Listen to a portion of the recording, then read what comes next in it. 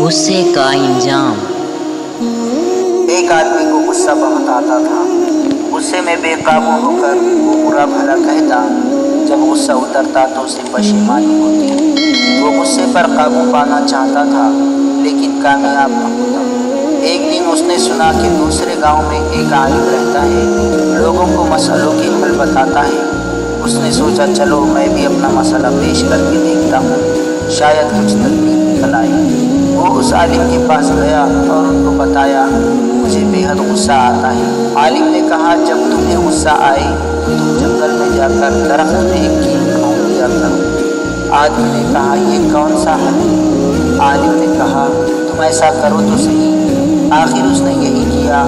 اسے جب بھی غصہ آتا وہ جنگل کی طرف دوڑتا اور تیزی سے کیلے درخت میں ڈھونڈتا جاتا۔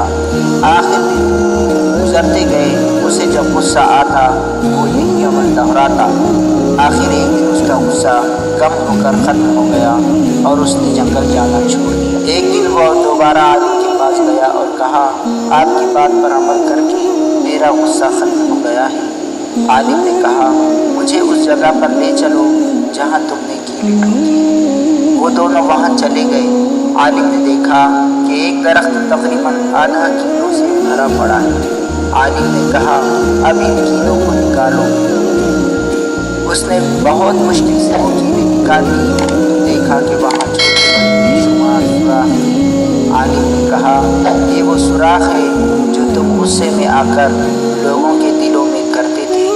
دیکھو کیل تو نکل گئے مگر سوراخ باقی ہے۔ وہ شخص بہت شرمندہ ہوا۔ اس نے اللہ اور اس کے بندوں سے معافی مانگی اور عالم کا شکریہ ادا کیا جس نے اسے آئینہ دکھایا۔ ہمیں بھی چاہیے کہ بولتے وقت دیکھ لیا کریں کہ ہم لوگوں کے دلوں میں کہیں کیلیں تو نہیں ٹھوک رہے۔ اگر وہ کیلیں نکل بھی گئی تو نشان باقی رہ جائیں گے۔ اللہ تعالیٰ ہم سب کو اس پیارے واقعے پر عمل کرنے کی توفیق عطا فرمائے۔